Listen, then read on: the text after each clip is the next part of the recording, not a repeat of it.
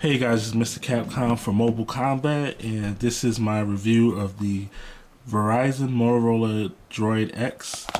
I already took it out of the packaging. I actually had this phone for a while, so I won't be doing, I guess, an unboxing. But here is Halo Reach. I'm just doing like a size comparison of how big the actual phone is. So we can see from like the 360 logo down to this guy's waist about. So we can see we have the 4 buttons here. Let me just zoom in. These are pressure buttons. They're not capsative like the Fascinate. Zoom in there, buddy. There you go. One thing I wanted to note: this has 3 microphones on it. One in the front, one at the top there, and one on the back. Which you can do narration mode if you have it this way. It'll utilize the different mics while you're doing video basically. We actually have a HDMI port here on the side and a regular micro USB. A little cell phone holder thingy there. The beautiful 4.3 screen, really nice. On this side we have the red camera switch and the volume rocker, 3.5mm headset, and the on button here. So that's pretty much it for the outside. Let's go ahead and boot this puppy up.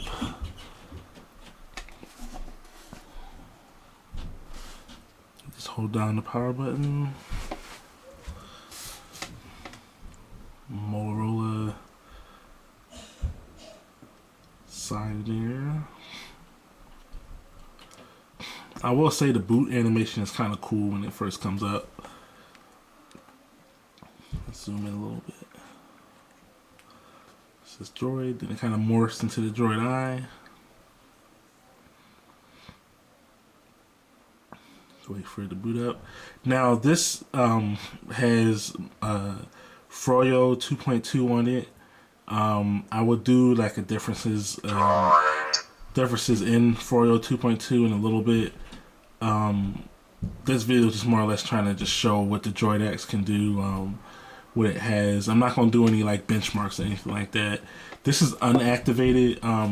This is actually a certified replacement. Mine actually had a problem, and nothing against the company, but I had a problem with mine. I had to get it replaced.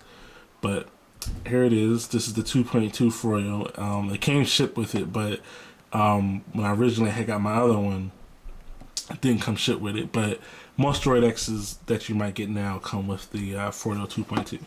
Alright, let's see. I have not set this phone up yet, so this is using stock mono blur. Let me zoom out. Here is some of the widgets, weather widget, icons. It's pretty good. I mean, I like the blur widgets. I like the blur. The blur widgets are good. I kind of like the blur interface. A couple things I didn't like. Let me see if I can get it to do it. It just some stuff that's kind of useless. At one point, like I don't know, maybe they might have changed this with 2.2. It used to be like a little eye thing up here that would pop up, and I can't get it to do it. But anyway, that used to pop up, but didn't know what that was for years. Not years, because the phone just came out, but I didn't know what it did. Didn't like it being there if it's not any use. I kind of don't like these icons at the bottom, but it does. It works good. I mean, out the box, it's pretty nice. It's not as bad as everyone says it is. I'm trying to see if I can get this to look a little bit better. So the apps that's come preloaded is Skype, Need for Speed Shift. Let me see something. What else we got in here? Maps, Google Search, and a couple other apps. Amazon MP3 that nobody uses. Let's take a look at the settings. We have the wireless call settings. Want something new to Droid X? They have this data manager. It just tells you how you can control your device synchronized data. HDMI. I have yet to use the HDMI on this, but I am looking forward to.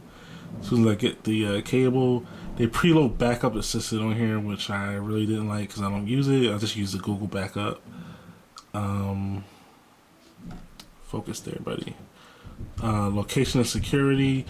One thing I do not like is that, well, I like that it has the wireless networks, GPS, and assisted GPS, so that your signal is more accurate.